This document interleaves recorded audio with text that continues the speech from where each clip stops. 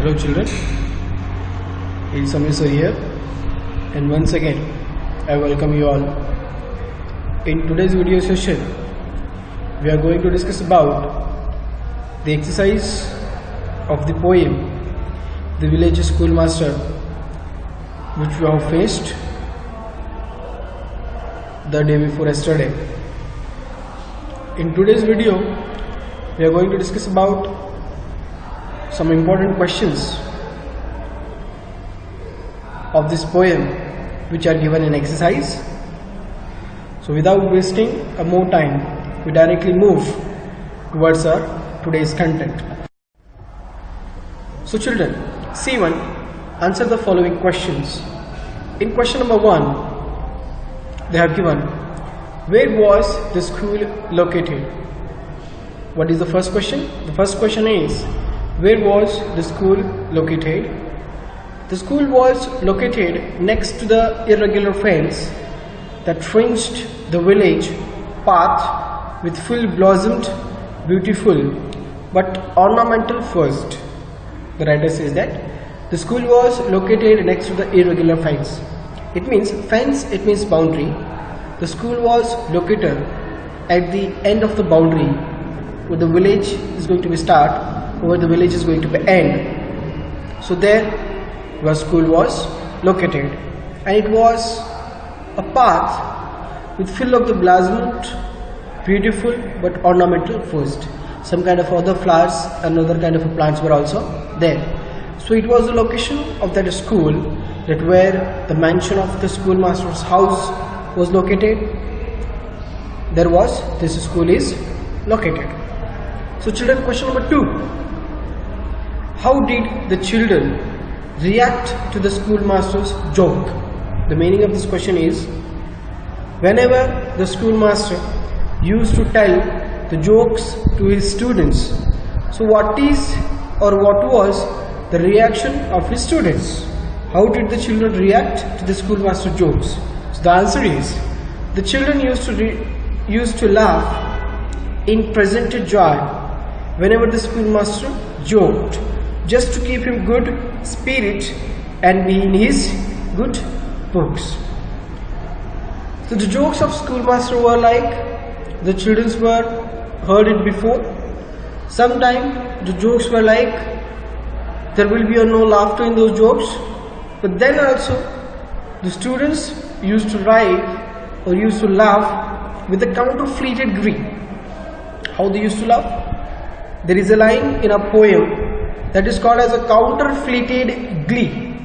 Counterfeited glee means we are predicting that we are laughing. The actual laughter will not come from inside.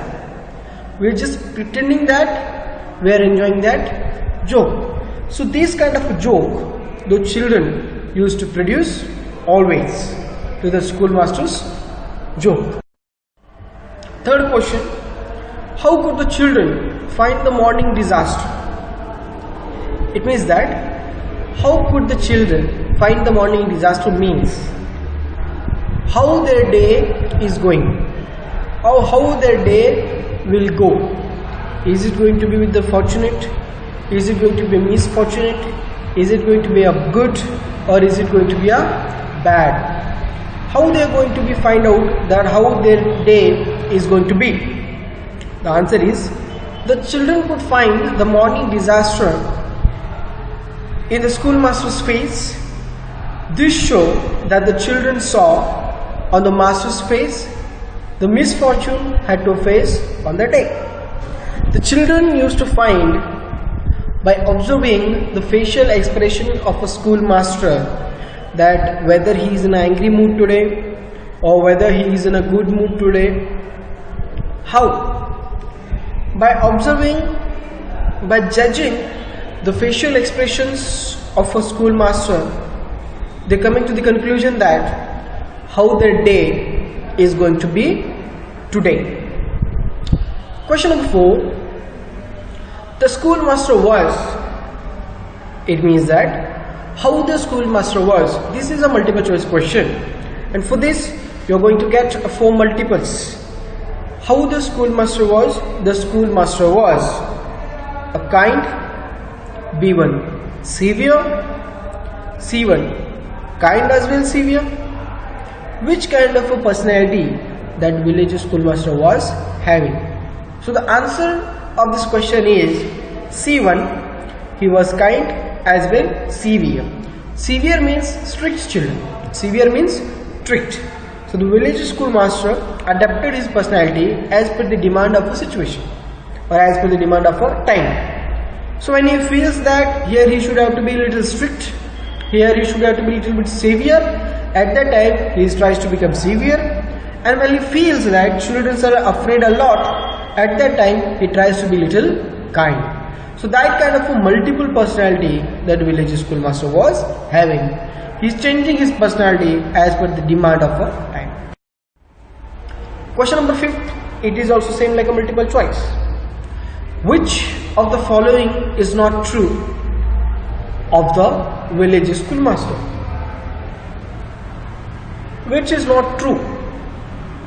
Which is not true? Not true. Which is not true? He could write in cipher. He could write poems and songs. He could measure lands. He could argue even he was defeated. So which is not the suitable activity of the village schoolmaster? Everyone knows that he could write in cipher also. He could measure the land also. Sometimes he used to take his students out of the class. And he could argue when he was defeated. He used to argue when he was defeated. So the except of these three options, the option B is remain separate. He could write poem and songs. We have understood the entire poem. In that poem, we never came to know that he used to write also and he used to sing the songs also, or he used to sing the poems also. We never know about it. So the right answer of this 5th question is B1. He could write poems and songs. After this, 6th question, children. What puzzled the villagers? What puzzled the villagers? What puzzled the villagers means, which is that particular thing that villagers didn't know about the schoolmaster, or which activity he used to do that always surprises that villagers. So the answer, children, the enormous knowledge and skill of the schoolmaster. That enormous knowledge, enormous means unlimited.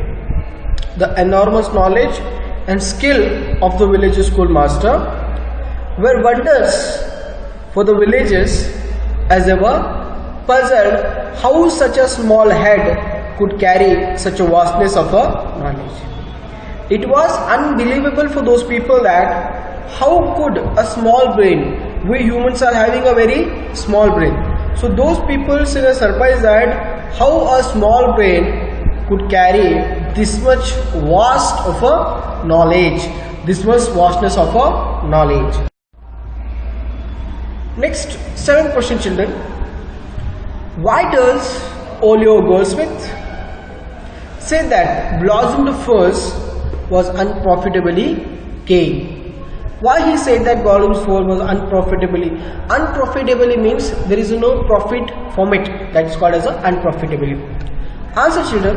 Olio Goldsmith says that Blossom the First was unprofitably gained because the lush grass spread out over there in a nature. The lush grass, it means a useless grass. The grass, it seems, children, only grass will not grow. Sometimes cactus trees, sometimes unwanted plants which are not necessary for us people. That kind of plants were also used to grow into the grass. That's why he says that which is unwanted for us people, that is also growing into this nature. Served no purpose because there was nobody to admire. And that grass is not admired to anybody. We will not get any kind of a lesson from it, or we will not get any kind of a profit from that kind of a grass. Neither we will put it to the animals to eat.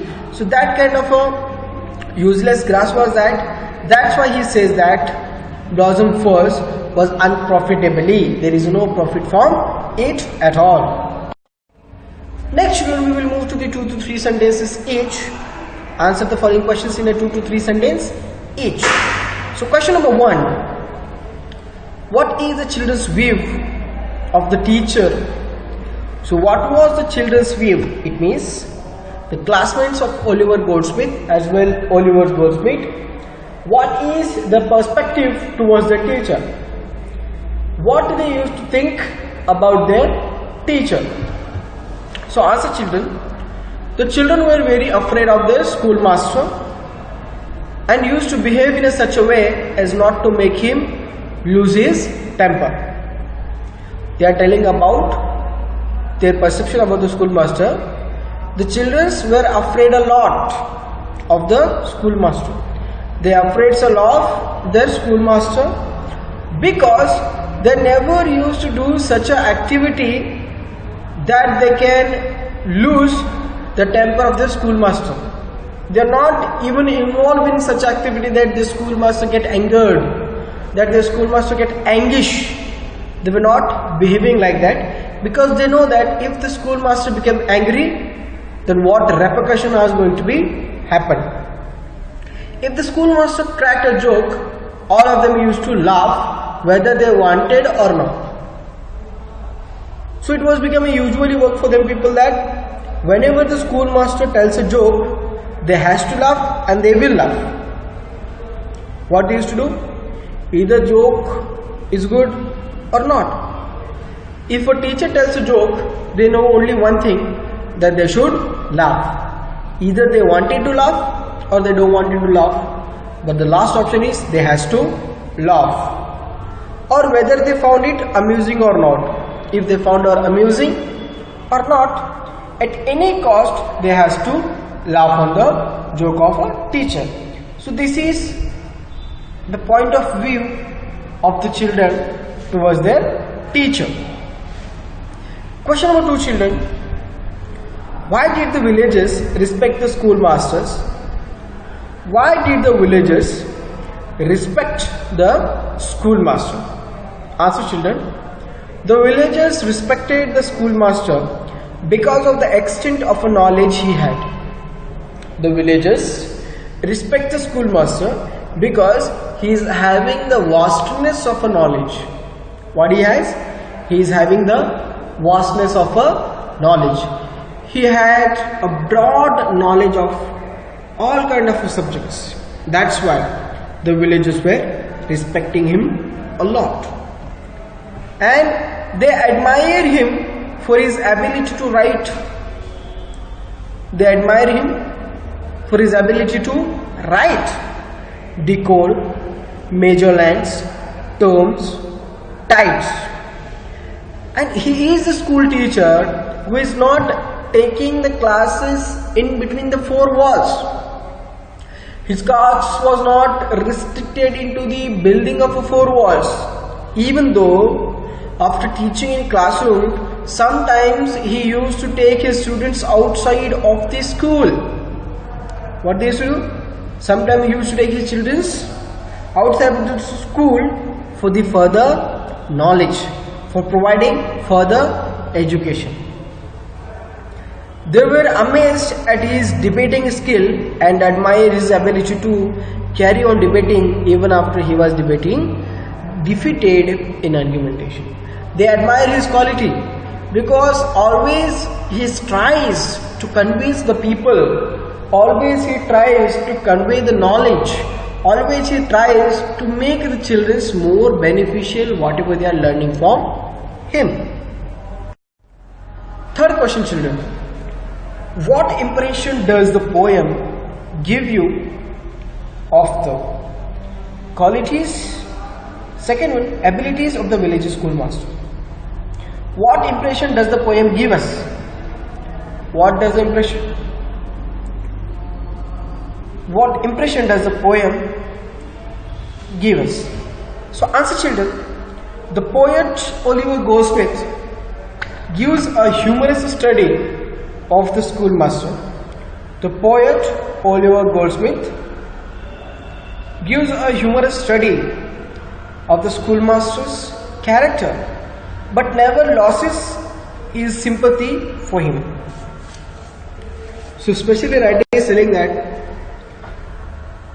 how many times the teacher became angry, how many times he became kind, but the teacher never stopped showing his mercy on a student, or especially on Oliver Goldsmith. When Oliver Goldsmith was a student, so his teacher, that village schoolmaster, always used to show sympathy on the students, always also on village school, that Oliver Goldsmith also was studying in that school. He makes an analysis of the qualities and capabilities of the schoolmaster.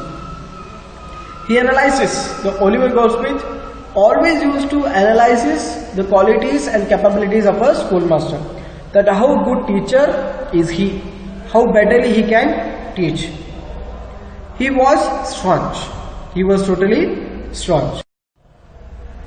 Disciplinarian, who took his student to task if they played tron, and the village schoolmaster was not a normal person, he was a well-disciplinarian also.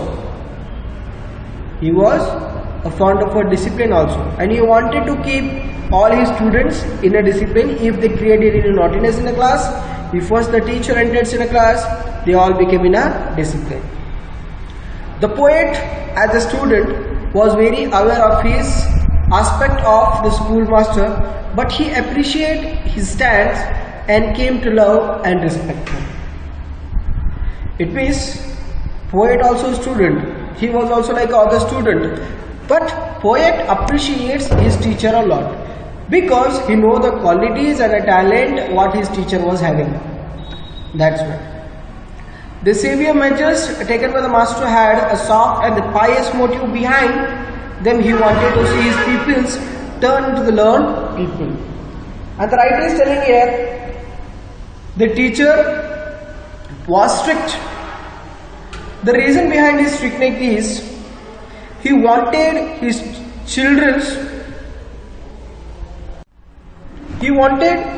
that his students learn something, they become successful in their life.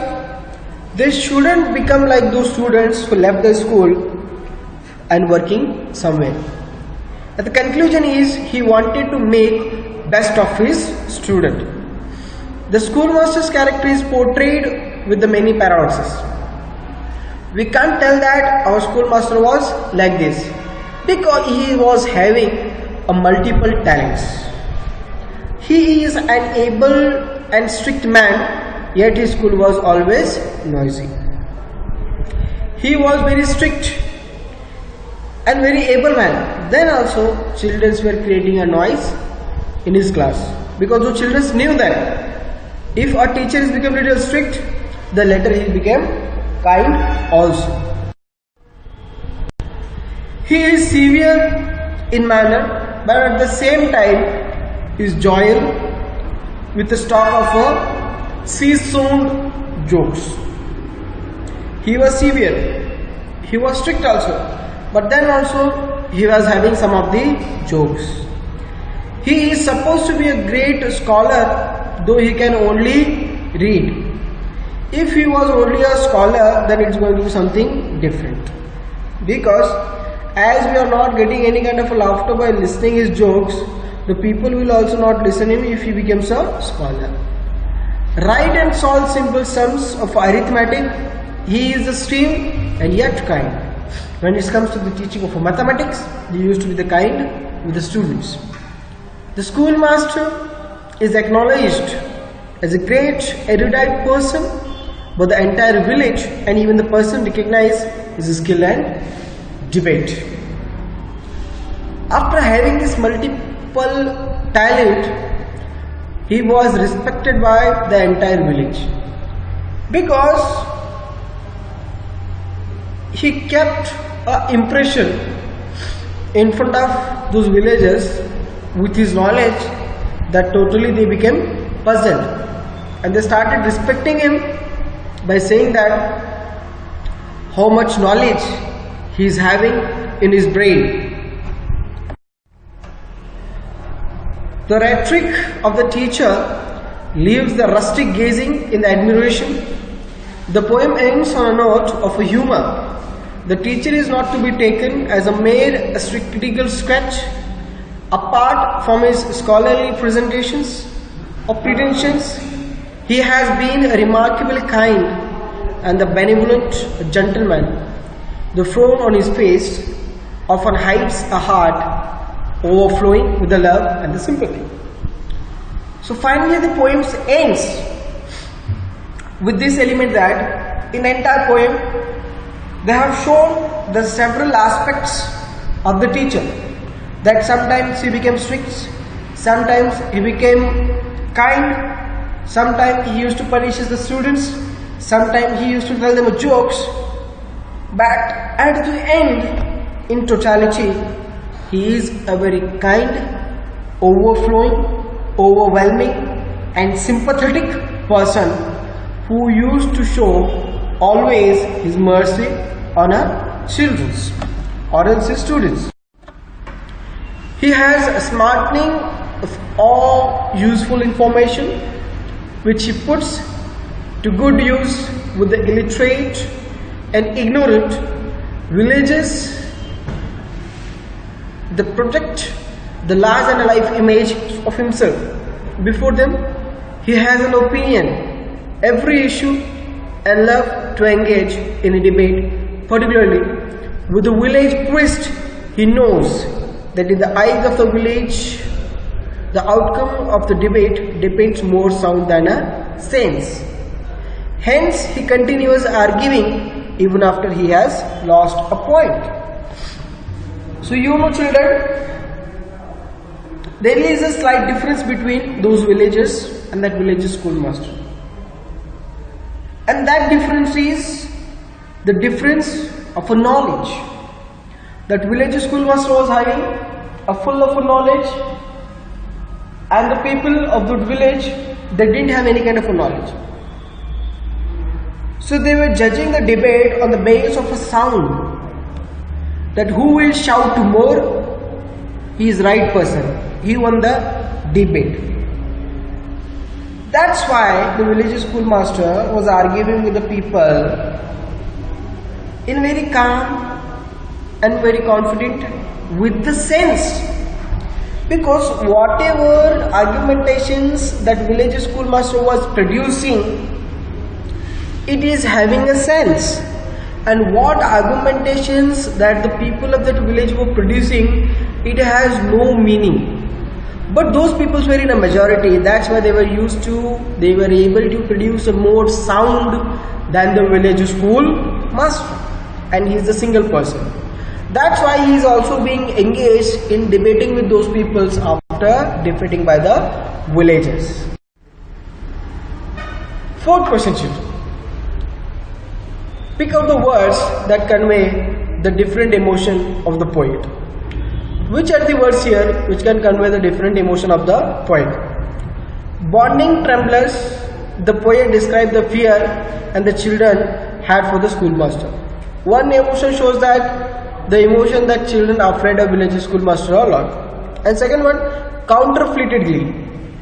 You know the children, counterfeited glee means we don't want to smile, but we predict. The poet described the pretentious laughter. Even the students didn't feel like a laughing. When we feel like a not to laugh, but then also for the respect of the teacher we used to laugh. The poet conveys the emotion of humor, respect, fun, fear in the poem when they describe the village schoolmaster. The children used to laugh for the respect of a village schoolmaster. The children used to laugh just because they are afraid of village schoolmaster a lot. So these are the emotions what they were showing. Question number 5, children. Describe the skill of a village schoolmaster which made the people wonder.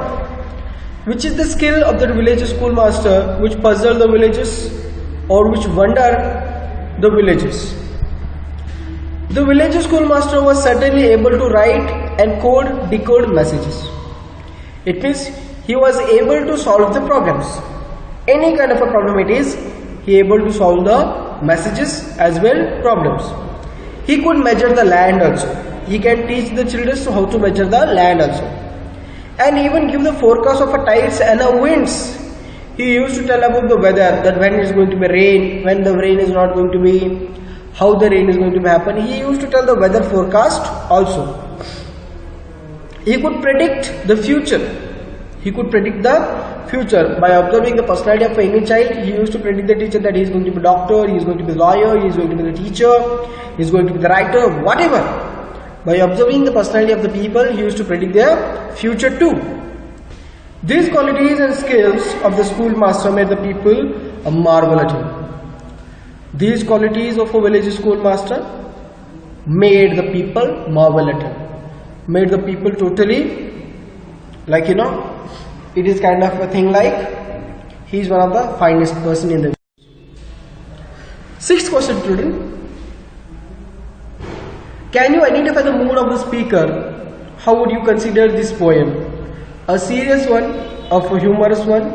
Justify your answer. We have completed the entire poem. But coming at the end, we know that what was the mood of a speaker when he was writing this poem. The mood of a speaker could be either, on the one hand, we can say that the speaker wants to talk about the quality of a schoolmaster in a reverential manner, even when he says that schoolmaster is stern, he was become strict. He is quick to add the stern to view. The phrase to view, he could be a suggestion that he is not really stern, but pretends to be stern. He not able to be stern, he not able to be strict, he pretend to be. In other words, the phrase could be an indicator of the goodness, the heart of the schoolmaster. If we take the intention of the speaker to be this, we take the poem as a serious one. However, there are few lines which make us wonder whether the poet is poking gentle fun at the schoolmaster. For example, he says that the children faced the day disastrous in the schoolmaster's morning face. The poet also says that the village schoolmaster, even though vanquished, could argue still. If these qualities of the schoolmaster are considered, then the tone can be taken a humorous. Ultimately, as a reader, we can only say Goldsmith allows the readers to take the final stand. So this is the multiple talent and the aspects of that village schoolmaster. At the end, he was a very kind, very lovable and a very humble person.